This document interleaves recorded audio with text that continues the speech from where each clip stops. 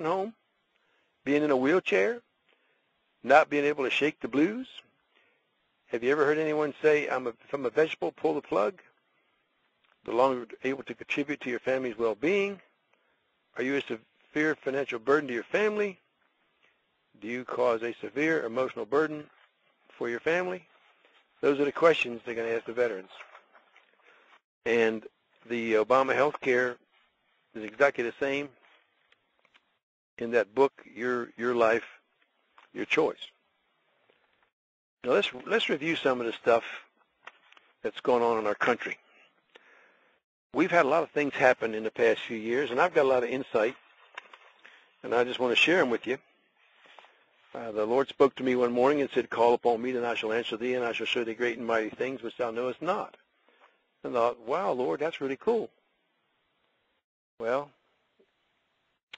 he started showing me.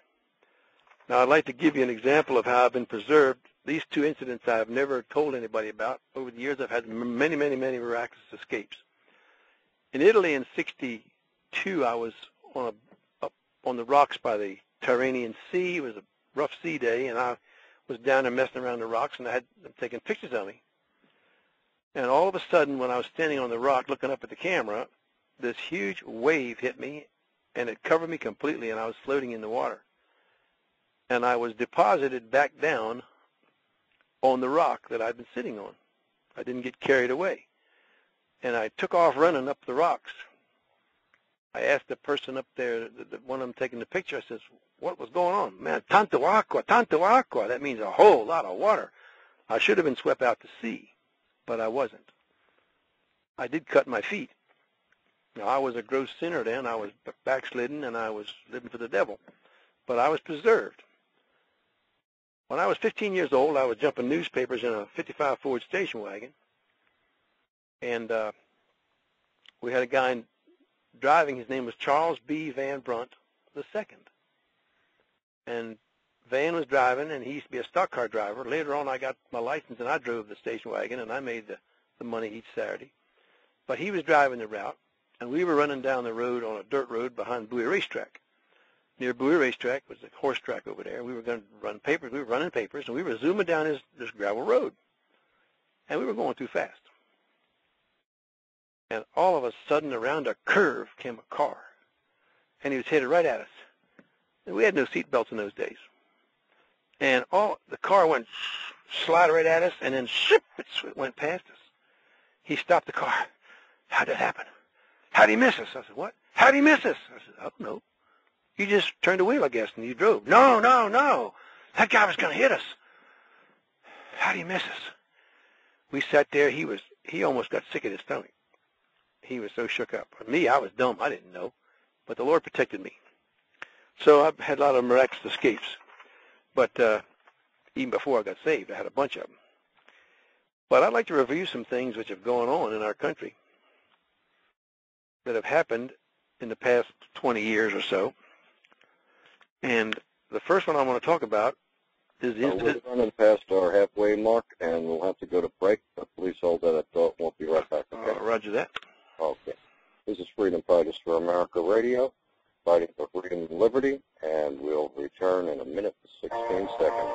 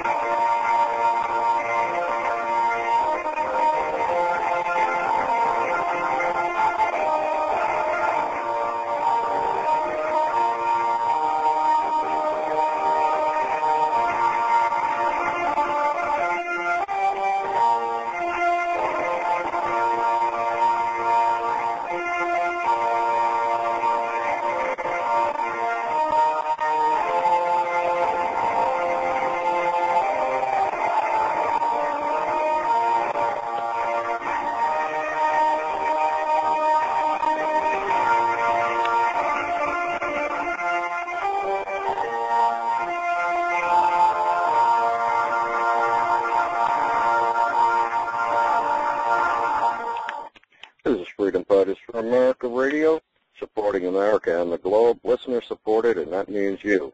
Please send what you can to help continue the messages of truth for freedom and liberty. We can't do this without you. Go to our website at www.freedomfightersforamerica.com and donate today.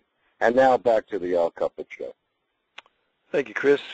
I was about to discuss some incidents which have happened in our country, and we talked about them being domestic policy.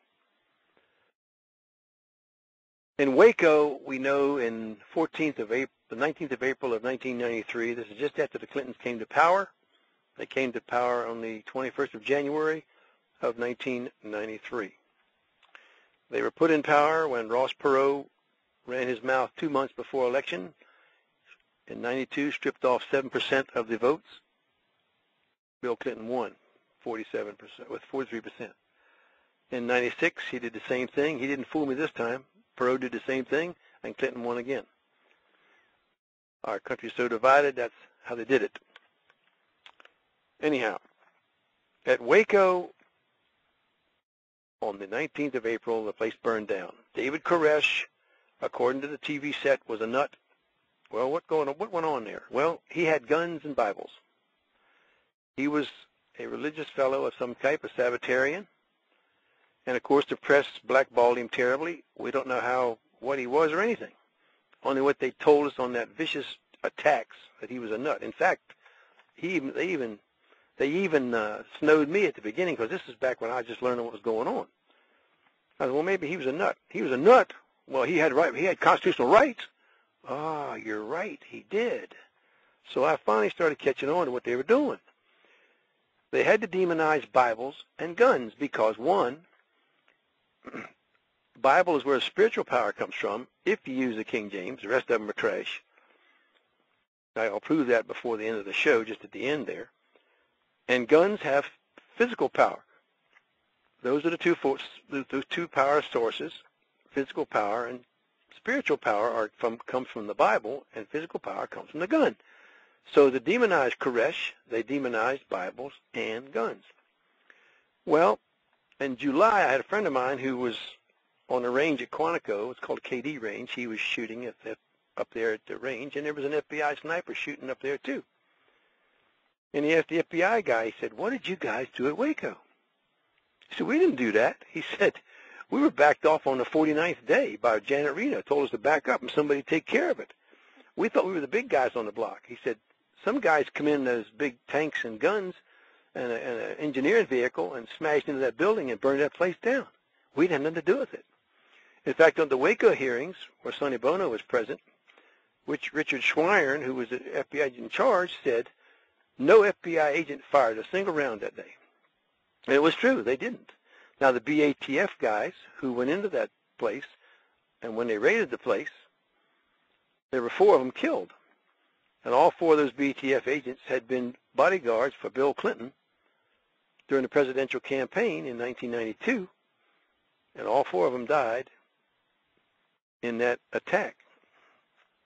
There's a long story to that, too. There's more to it. But so I wrote a letter to Dan Burton when this investigation was going on. And I said, why don't you talk to the people that were there? Stop listening to these talking heads in the Clinton administration and talk to the people who are there. Well, sure enough,